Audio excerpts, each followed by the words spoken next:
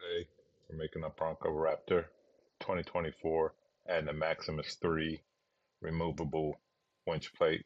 This is what the finished product looks like. Beautiful, incredible work they've done. So let's get ready to install this puppy on the Raptor. Let's go. So here she is in the raw form before we get started. And let's get started. So we have to first start by removing all the push pins that hold the plastic cover on. So all the push pins that have to be removed. And then you just kind of, it has snap pins, you have to just pull it out. And what I didn't realize is I had forgotten 4 push pins that are just above where the tow hooks are. And I'll point them out here. You can kind of see it's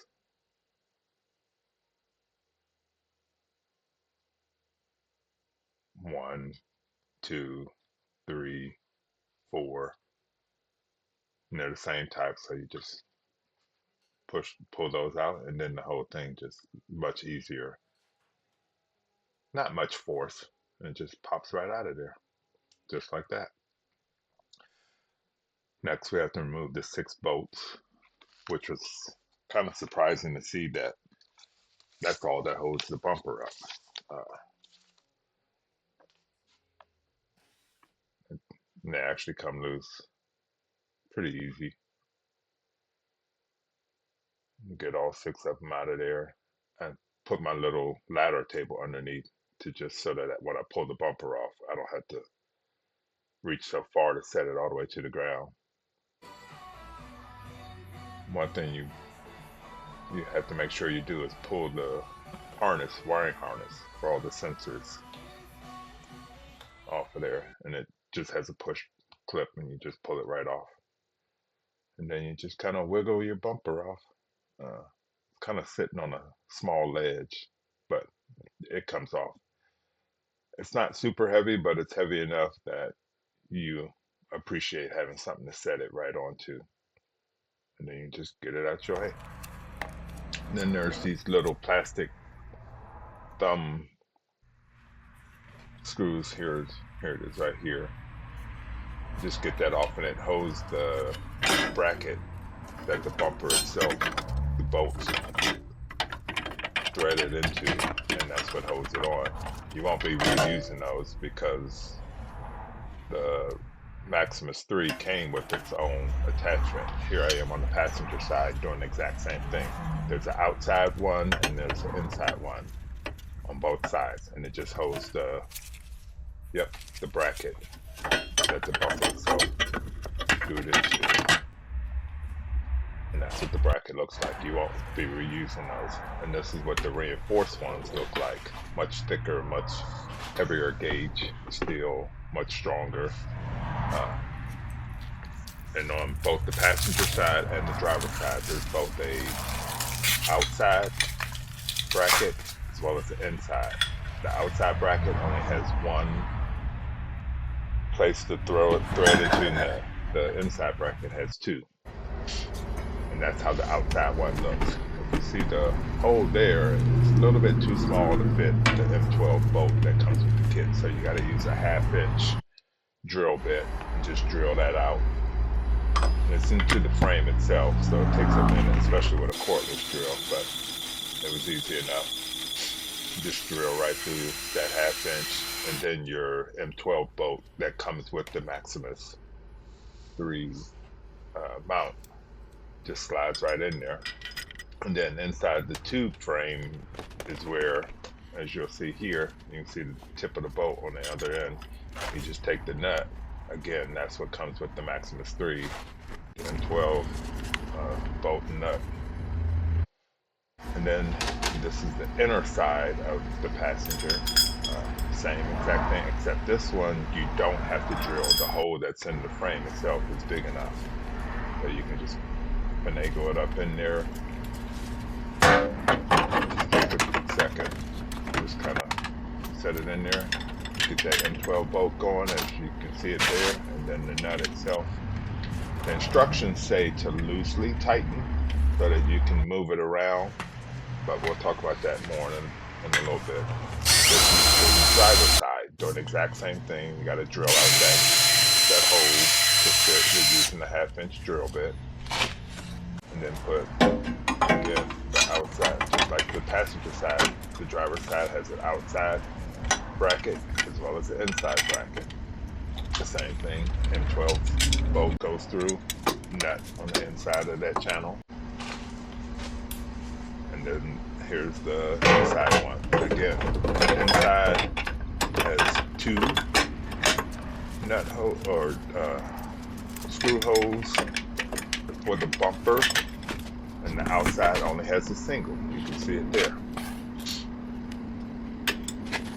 Inside the channel again, that's where the nut and the M12 that comes with the Maximus goes. And this is where I made a big mistake, in that trying to put the bumper on at this point, because it said to leave those brackets loose, but you can't. So what I did is I took and made a spacer using my big sockets, a 3/4 inch ones, so that I don't have to thread that all the way through, and then put one on the top and one on the bottom so that it holds that bracket, the Maximus-3 bracket, in place super tight, and then tighten down the M12 screw. And then on the outer bracket, this is the passenger side that I'm showing. The outer bracket, same thing, just use one of them and then tighten it down. And that way it'll hold that bracket in place, which will be where you need it to be for when you put the bumper on, so that all 3 bolts on each side are lined up properly. Otherwise, you will not be able to tighten those bolts, because just trying to count on the little teeth that are on the back of those nuts will not hold it tight enough to actually tighten it down. So once that's done, now you can put your bumper on. Don't forget to reconnect your harness. And just like that, it sits there.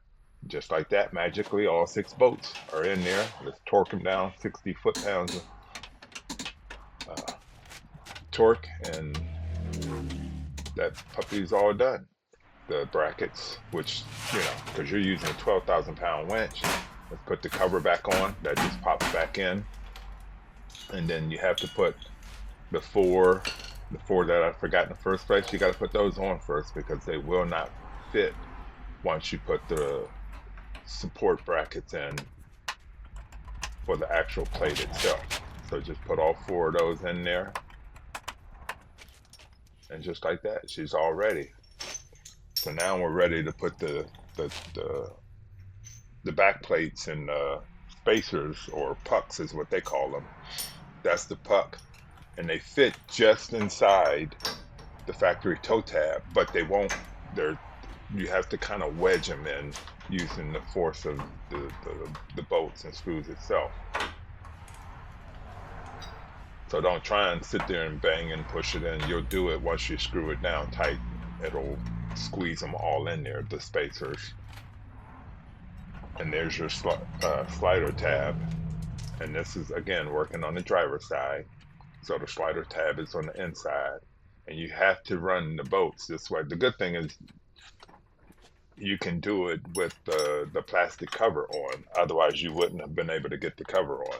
You have to put the plastic cover on with all the little push tabs. That has to go on first, and then just finger tighten them down.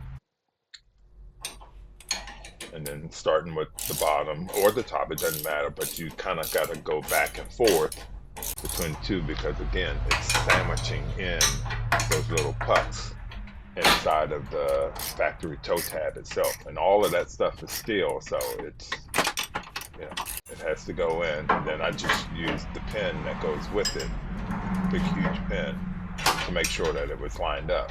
Long story short, even using that, I was still a little bit off, but we'll talk about that in a little bit. And just tighten that puppy on down, and now we'll move over to the passenger side. Same thing again, the two inner pucks with the back plate, or the one inner puck with the back plate, and then go to the other side as we just did, the puck, and then the slider tab. And again, remember that slider tab has to be on the inside of the factory toe tab on both sides. You see there's a gap? That's what I was talking about. Once we tighten those bolts, it'll cinch them down, and this is what it looks like. And it's resting, it's all resting against that toe tab. Nice and snug. And so at this point, let's do a test fit. Sorry, don't be looking at my booty there. Trying to figure out how to put it on for the first time. It went on fairly easy, but the holes weren't, for the safety pins, weren't completely lined up perfect. And I tried wiggling back and forth, and so what it ended up being was, on the inside, that one push pin is pushing that down just enough that it messes up the alignment. So all I did was just simply remove the slider tab off. Yep, and here, and then pull out that one, just that one single one. The other three on the inside of them can stay, but just that one. And it's not going to hurt it because you still have 15. And then reassemble the one driver's side. I only had to do it on this one driver's side. Got it all tightened up, and then tried to fit in again. Now that I know how to tilt it the right way. Tilt the bottom end first, and then top, and it will just pop it down in there. So now let's try putting in the safety pins, and now they go in a lot easier, and it just goes right in there.